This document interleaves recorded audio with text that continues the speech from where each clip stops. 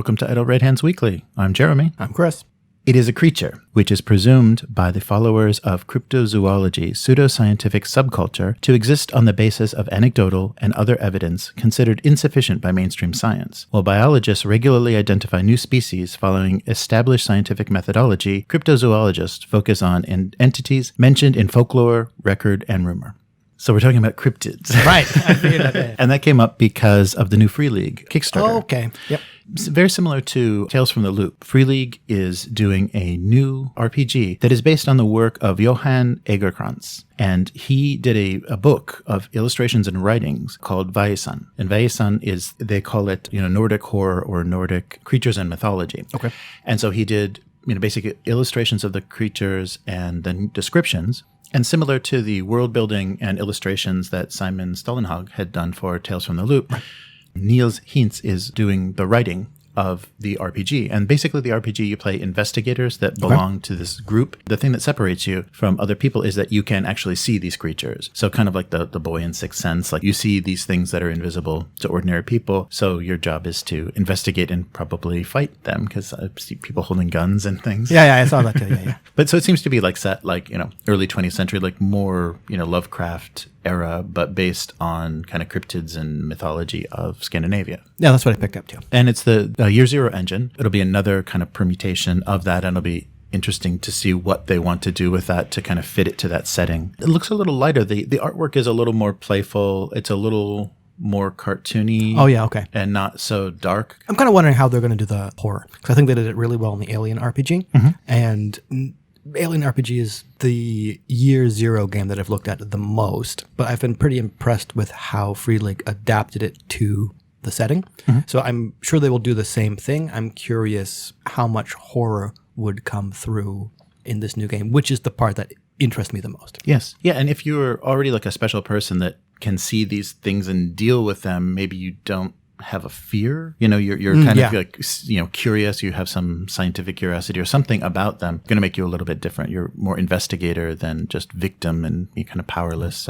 Haven't looked at it, but I wonder if they're going to do sort of like a sanity mechanic, because it does feel kind of like Lovecraftian or Call of Cthulhu-ish, which I think at least some games are moving away from, because any depiction of insanity in games is, you have the real potential to be insensitive. Right. Like Evil Hat's Fate of Cthulhu, which I think I got the rewards for back in the States. They went with like a corruption mechanic for the kind of the body deterioration, essentially, of the kind of Terminator back through time style investigators, rather than insanity, specifically because they didn't want to run the risk of being insensitive. Right. Yeah, I saw that they made reference to there is something, so like a stress, like the stress mechanic in Alien. They may do something, I didn't see what it was named and didn't see how it was going to function. I think that you kind of need to do something when you're dealing with things horror, beyond understanding. Yeah, horror needs to have some kind of terror or some kind of disabling effect on you. Free League, I have a lot of faith in. They've done a nice job with everything they produce. And of course, the quality of the books that they publish is really great. So I'm looking forward to seeing what this campaign looks like. It's running right now on Kickstarter. And they're calling it, Vaesen is a dark Gothic setting steeped in Nordic folklore and old myths of Scandinavia. So the game mechanics are an adapted version of the award-winning Year Zero engine. So that should be some happy D6 dice pool rolling. Yeah. Keep an eye on that, and I just want everyone to know that that's up. And it funded pretty fast, so I think people have faith in it, because the same way that they took inspiration from an illustrator and writings of an artist and turned it into a really fun, playable setting. Or for Tales from the Loop. Yeah, from Tales from the Loop. I think we're probably in for the same thing. And it's different because I guess they don't know 100% the success. So this is going to Kickstarter, whereas their Alien RPG, they just released, as a straightforward pre-order. So they're back on Kickstarter with an original property. Yeah. All right. Speaking of Alien, you got the PDF. Oh, right. For the core book. That's right. They arrived. Got notification of the shipping. I'm not sure how long it's going to take for the actual physical set. So I got not. Oh, you got the big one. Yeah, not crazy, but the one I didn't get the limited cover because it's not that good. Yeah, the artwork is so good on the original one, and then I got the screen and dice and cards and maps. So there's a lot of things that will enhance. And I think instead of like how I was trying to use miniatures for the cinematic, they'd have tokens that are just kind of silhouettes of the type of character. And they also have something that would have helped me a lot. They basically have blips, like Space Hulk. Right. Yeah. Yes, exactly. So when your motion detector detects something, you put it there. There's something there there is something there. It's something, there's movement. And that would have helped me a lot to just kind of track things in a more generic, unknown way instead of life forms. Oh, well, it's the same kind of thing. Yeah. Yeah. So it's nice. And they also have detecting of ships. So there'll be a little bit more maybe interacting with ships. So there's a ship out there. There's a thing that moved in this corridor. That'll change how things operate. And everything looks really nice from the PDF because they had the sheets of the counters and everything printable, but I'll get the actual physical versions of that. But so I can't wait to try that. Just glancing, well, one of the things that I noticed right away is that kid is a character class. And right away I remember your feelings about about trying to exclude the kid that was one of the NPCs in the cinematic starter. So I'm basically going to set up a Goonies versus the Xenomorphs campaign just for you. I will unfortunately be busy that day. I've only just started looking at the PDF, and I got just the book. I'm most interested in the campaign mode, and that's what I started looking at first. Right. But yeah, you saying there's, chance to play a kid in this, and I kind of went, why? I mean, okay, there are kids in the movies, and I guess that's why they did it. But given that this is horror, I'm kind of uncomfortable with that. And I don't know. That's not to say they shouldn't have included it. If I was going to run that game, I'd just be like, kid class is not a playable option. Nope. You play an adult because an adult can at least kind of like agree to this, to partake in the situations that they're going to be put in, where a kid kind of largely can't. Right. Yeah. It'll be interesting to see what the differences are, what the skills are, like how they're going to make the kids interesting and playable without making them in constant jeopardy or just, skittering through the ventilation. I would be interested to look. I wonder if they adapted like the kids can't die rule. That would be one of the ways to make it okay to play, in my opinion. Where you're just like, okay, you're a kid, you're going to be in over your head for all this stuff, but you're guaranteed to not die and nothing horrible is going to happen to you. Which I don't know if that would be fun for a horror game. But. Right. Yeah, because like putting Newt in jeopardy was a big part of Aliens, like losing her at the end and then having to get her back. It's also going to be hard to set up, you think of this character as your daughter. That's hard to set up in an RPG, so it's not going to quite have that same impact. So they did include the Hadley's Hope. Yes, they did. Yep. So that's definitely going to have kids because it's colonists, so it's going to be families. So yeah, we'll have to see. And you made another observation, just a cursory glance at these rules, that there's a lot of economics, a lot of bookkeeping, a lot of expenses and things. I suspected that's what campaign mode might be, because there was a lot, as you pointed out, there was a lot of costs of things in the preview we got. So that made me kind of think, campaign mode is going to be what's called like debt runner, where congratulations, you have a ship, you're constantly in debt and you have to take these jobs to pay stuff off. And while that can be fun, I'm not sure that's what I want out of an Alien game. Yeah. And I agree. It's going to be a tough balance between a cinematic style game where there's going to be an alien and bad stuff is going to happen, and how fun would that be to play for long periods of time? Not very. On the other hand, playing a campaign mode where you're just running jobs and there aren't xenomorphs for stretches of time, how fun is that going to be to play? And why are you playing the Alien RPG then? Right. This is just an initial impression, so I may change after I actually read the PDF and go, they actually did a brilliant job. And I'm not saying they did a bad job. I'm just saying initial glance seems to be kind of possibly not to my taste. We were kind of speculating, like when we were doing the review of the cinematic starter, kind of speculating what the more expanded rules will be. And I think one thing that Lyle liked about what campaign play might be is less antagonistic, more cooperative. And that will be a good aspect of it. But if you are constantly, like you've got the corporation hanging over your head, that dinner just cost $30, so you're going to have to make, you have to pay the store. Which I think is what might happen. Yeah. So I guess the thinking when you look at, like, especially the first Alien movie, they're just complaining about their shares. They're complaining about their pay. And you would think that, maybe the colonists would be in that similar situation, just like settlers or people that, brought over to the Americas are like, you work for us and you buy everything from our store and you're never going to get out from under this bill. Maybe that, that's the thought to create tension, because then when you have reps of the corporation and there'll be some tension between them and the colonists, and then they'll need the Marines, and it's going to cost you. We'll send in the Marines, but that's the thing. Like the game also ended up not being to my taste, but that Red Markets game, kind of the zombie apocalypse RPG, where the focus was mainly on economics.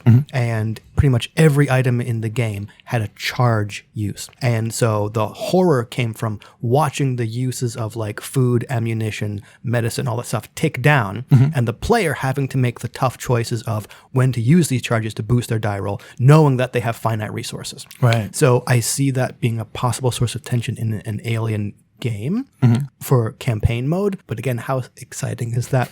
And why are you playing the Alien RPG when you could be doing anything else? I mean, do you want, if you want that plus Aliens, right, this is probably going to be a decent game. But again, I'll have to look at it further to see if that's the case. But I'm wondering if it is going to be the case. Just from how people were using those initial rules in the cinematic starter, it seems like you can get a lot of variation. Some people went dungeon crawling, pretty serious horror, and we went a little bit lighter and just kind of tension, just kind of personal tension between the crew members. So there may be some room to move around in there. So I'm curious, and I'll keep an eye on the forums and Reddit and things where people are talking about the game and see kind of where people made those choices and what they did, because a lot of people rejected anything that wasn't original canon in the starter. They're like, no, not neomorphs. I'm only going to do xenomorphs. I'm only, they didn't want anything that was kind of the further adventures. I did notice in the kind of bestiary section, there's non-xenomorph entries. Oh. There's just kind of like indigenous life forms. Right. So I don't know what alien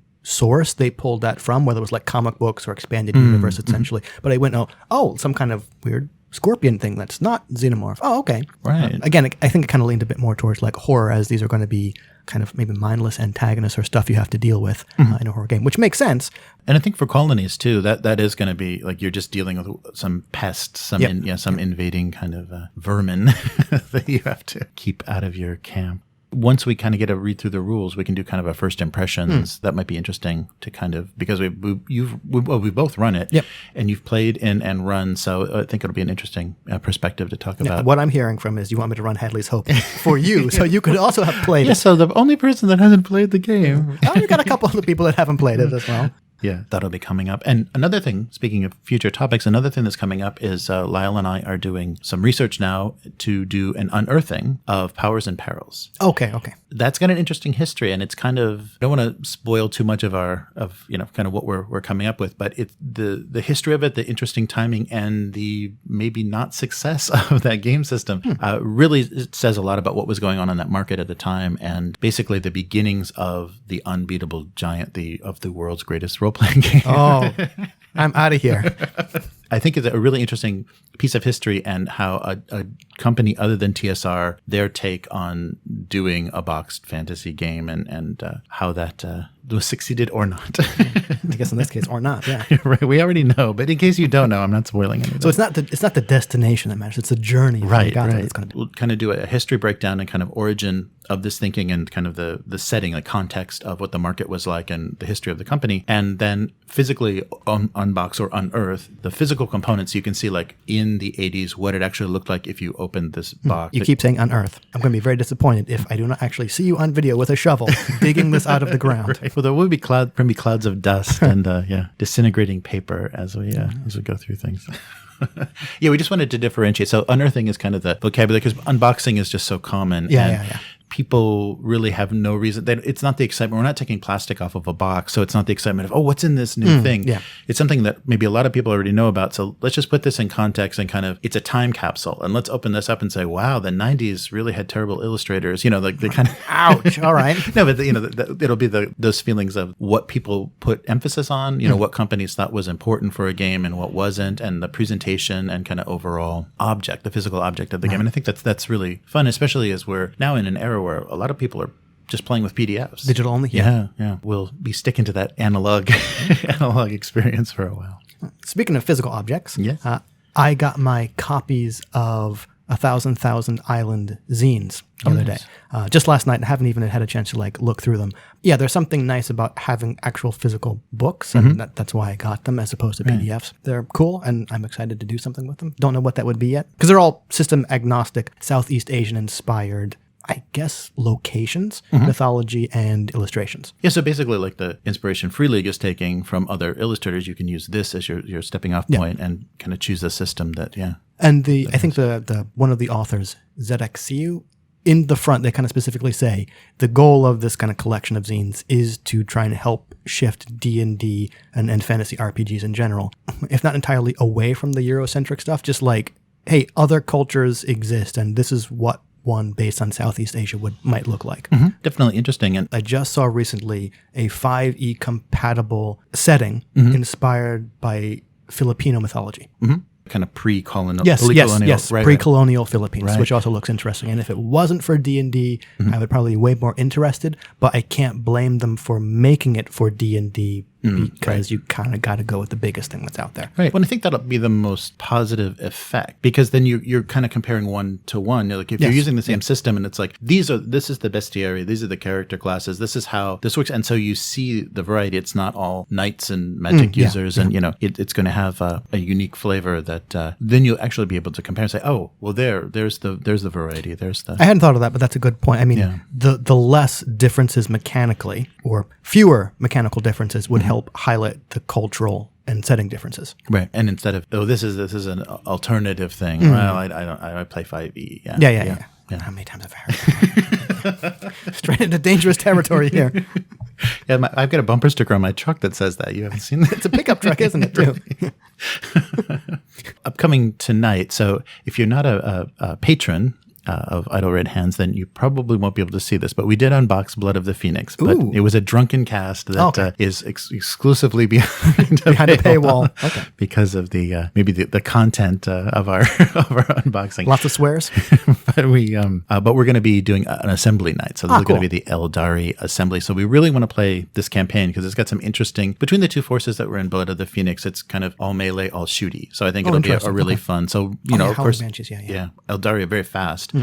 But it's going to be kind of ranged against melee, and that'll be a fun. They're small forces. It's only going to. I think it's not even 500 points. Oh, really? Okay. So it'll be tiny, but it'll be fun to see those opposed against each other and play through the campaign, because it's just 3 steps of a campaign, and whoever wins gets an advantage in the next battle. So that'll be a fun thing to do, and we haven't done that with any of the boxes yet. So I really do like that kind of style of campaign that Games Workshop games put out. It's kind of like, like a branching flowchart tree where you just kind of pick a battle type and then you kind of play a normal game, but there's some kind of either like advantage or the winner gets to choose what next mission you play. And I really like that. And it's kind of a simple way to tack a campaign structure onto an existing war game. And RPGs are story games, but I don't see why you couldn't do something like that in an RPG anyway. Oh, yeah. No, yeah, that's very true. Also, so that's the thing that I think they really did well in their kind of, Mordheim or Necromunda, the smaller kind of where your gang, the 40mm scale Inquisitor, which I'm never going to let go. Yeah. Where you got an advantage and you got resources based on your success. Did you see that there is a new box, Dark Uprising? I did not. So there's a new Necromunda box, and it's ridiculously expensive. Yes, so you have heard about it. I could just bet it's Games Workshop. It's a new box. It's ridiculously expensive. Right. So it's going to be like close to $400, I think, in Japan. Yeah. So the British price is £175. So I think that's kind of like double that for US. Right. And then like times it again by what, like 10% for the Japanese one? Yeah. Yeah. So it's going to be pretty brutal. It's got, so they did so Forge World had the corridors, basically. Like if you wanted to do 3D Space Hulk, they had the corridors, and that was a style of play that you could use even for 40K. So you can kind of block create firing lanes and block line of sight and things. And that was only in resin before. They discontinued that. Yeah. And so now they're producing it in plastic, and the first place that it's appearing is in this box. Okay, cool. That's not Zone Imperialis, it's like Zone Mortalis or something. Something deadly sounding. But people loved that old style, and it's nice to see that even though they discontinued it in resin, it exists in plastic, although it's quite dear. If you want to get a hold of that, it's going to be pretty expensive. Everything in this box is new sculpts. So nice. Yeah, 2 new gangs, and then this new... Like new? Like, yeah, so it's the Enforcers, and a kind of blood cult looking, So I don't know if they were in the original Necromunda. It might be a new Khorne-inspired kind of guys with saws and unless Gang Escher is in there, I'm not interested. Right. They're doing that, and it'll be interesting to see, because it's good that they're supporting Necromunda, but this isn't a starting point. This would be a continuing point. Well, you say that, and this could be a longer topic. Is Necromunda even a starting point?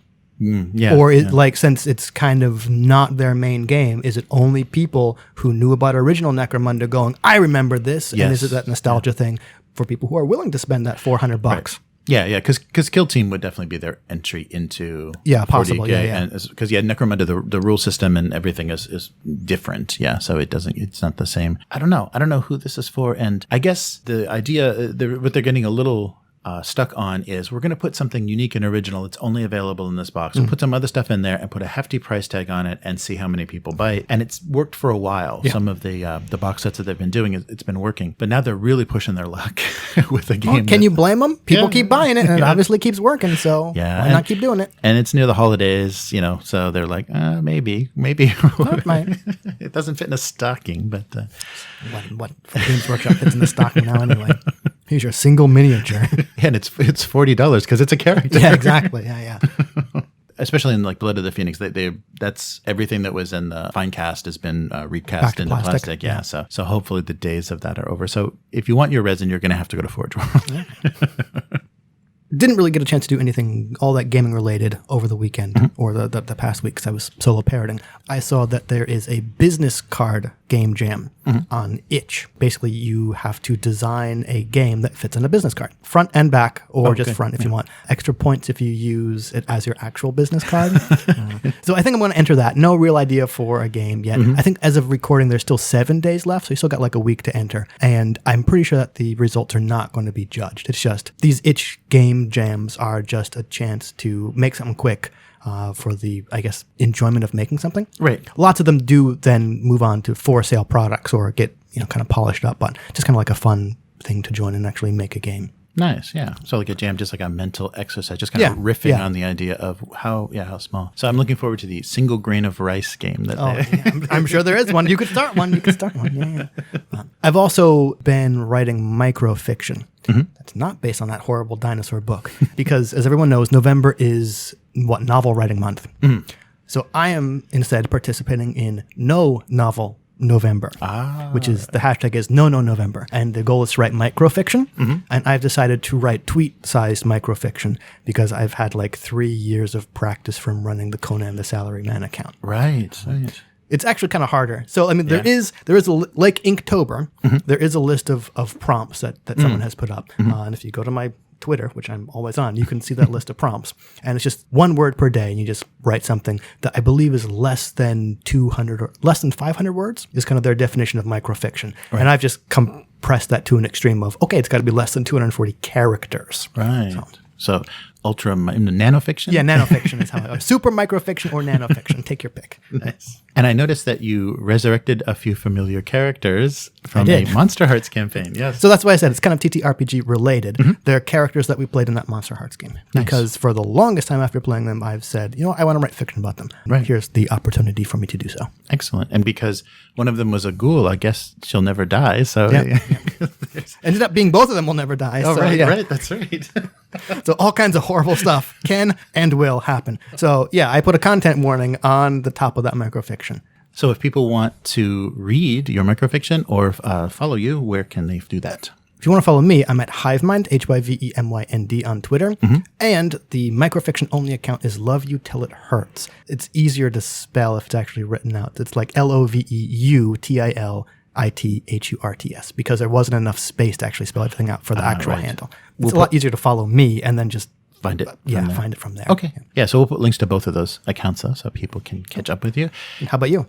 And I almost missed it this week. I actually did it from my tablet this week because nice. I was home with a sick child and I had technical difficulties trying to stream. I did it from a tablet, which was a little bit bizarre and probably sounded a little odd. And I didn't turn a webcam on because I was looking down at the tablet. It would have been you didn't want to have the people to look up at you. It would be horrifying to see that in a webcam. But I do a weekly live stream for my cartoon. You can find the cartoon at abusecartoons.com, both on Twitch and YouTube at Abusecartoons. And the archive is gocomics.com/domesticabuse. If you want to find this podcast, visit Idle Red Hands and follow us on Idle Red Hands on Twitter. And if you really love what we're doing, please help us out and become a patron. So patreon.com/idleredhands. It's the only way to find that unboxing. Yes, the only way to hear all of our drunken, uncut recordings. Which I'm not sure is a bonus or not. All right. So that's it for this week. So we'll be back next week. Goodbye. Later, mortals.